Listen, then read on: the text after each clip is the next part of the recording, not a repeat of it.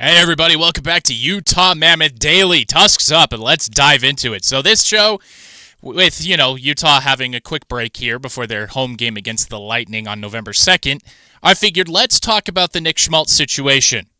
So, through the first 11 games, Schmaltz has been basically elite. He's trailing only a couple of players, if only one, towards the top in total points scored. He's got 7 goals scored. Every time Utah needs a steadying shift, Andre Turgeon throws out the Keller line, and things seem to even out a little bit.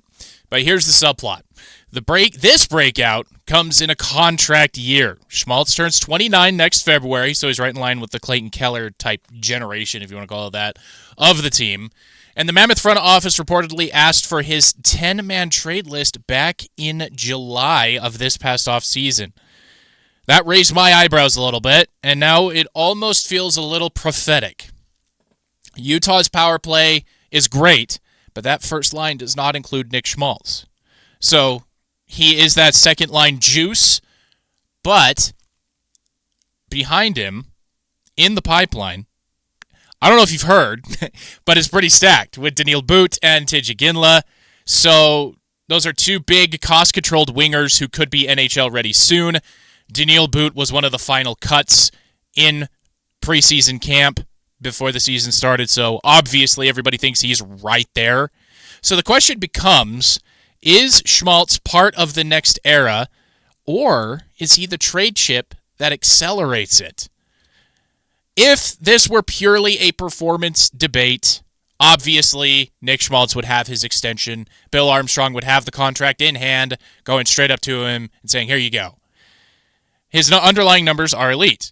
At 5-on-5, Utah controls over 56% of expected goals when he's on the ice. That's top 20 among forwards league-wide. He's also been Utah's most efficient shooter. His shooting percentage is north of 25%.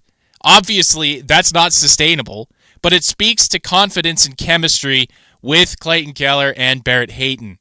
But here's the wrinkle. After Logan Cooley's massive extension, they already have everybody else signed for a long time. Barrett Hayton's contract is coming up soon as well, so we'll see if Utah wants to keep him or if they're going to put Cole Baudouin up in the NHL. So that's another question for a later date here. The front office has to decide fast. Does Schmaltz get one last long-term payday here in Salt Lake, or do they capitalize while his stock is sky high? Because make no mistake, contenders around the league, including Utah, would line up for a 70-point two-way veteran under $6 million. He's making $5.85 in the final year of his deal. The analytics and the eye test both scream difference maker. The only question is, for whom? And yes, that is the right way to say whom. And now, let's put on our GM hat. I like to put on the old GM hat. It's really fun. Obviously, none of this is probably going to happen, but I still like to talk about it. So let's game this out GM mode style. So option number 1, extend him. Easy. That means committing north of $8 million in annual average value, or however you want to say that, AAV, into his age 30s, probably around a 6-year contract is what I would think Nick Schmaltz would look for. It gives Utah a proven top 6 stabilizer, and then it still allows that second line, the cool in the gang line, whatever we're going to call that line, to sprint around the ice, but limits flexibility for deadline swings or, future mega deals for other young ones coming up. Option 2, trade him while the iron is red hot. Attach a prospect, multiple draft picks, and you might fetch a top-tier player. The one hole Utah hasn't filled since Sean Durzee's injury is that right-handed shot defenseman. That's how you chase a deep playoff run now while keeping the core under 25 intact. Option 3, you thread the needle. Let the season breathe. See if Schmaltz's chemistry with Keller and Hayton keep riding as a top 5 line in the league, and revisit at the deadline. If the Mammoth are genuine contenders, you ride it out and you treat Nick Schmaltz like a rental without having to spend anything except for potential. It's a rare, delicate calculation. Do you value the leadership and continuity more than the future flexibility or the potential star trade? Or Do you make the cold, clinical move that contenders eventually have to make? It's a seat I do not envy Bill Armstrong to be in, because while Ryan and Ashley Smith said they will be patient, they'd still want to be aggressive, they still want to spend money, and they still want to be towards the top of the league. That's a tough ask for anyone, especially with Bill Armstrong getting Nick Schmaltz from the Blackhawks. So that was turning out to be a masterclass trade as well as the J.J. Peterka one. Dude, Bill Armstrong's pretty good at his job. And lastly here, well, the market, the message, and the moment. Reports out of NHL trade rumors, which, I mean, they get it right more often than they get it wrong. They're also in that crystal ball business. Schmaltz's list does exist, but talks are quiet. I'm really the only one talking about it, so it's basically silent. That silence may be strategic. The Mammoth are top 6 in the NHL Super 16 power rankings that they just released, riding national momentum, and ownership wants to project stability.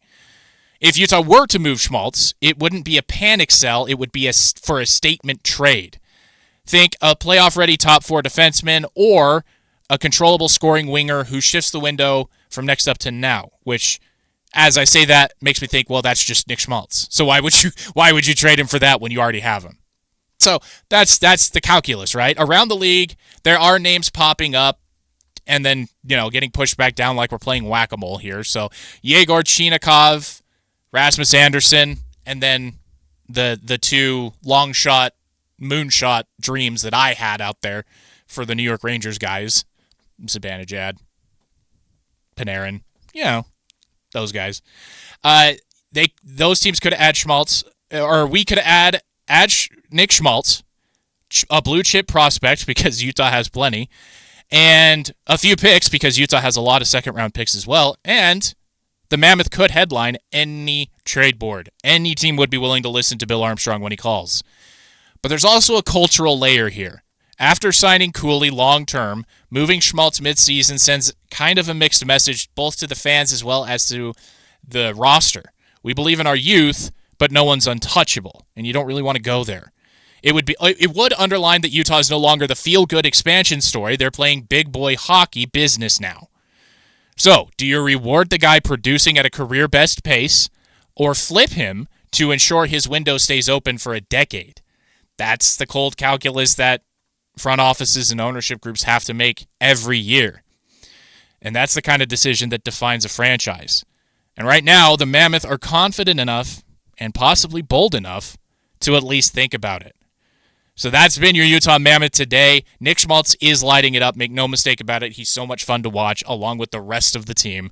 But behind the points and highlights lies one of the toughest front office calls in hockey. Do you extend the guy who's having a contract year and coincidentally a career best season thus far? Do you trade him now while the iron is hot, while he's at the top of all of these lists?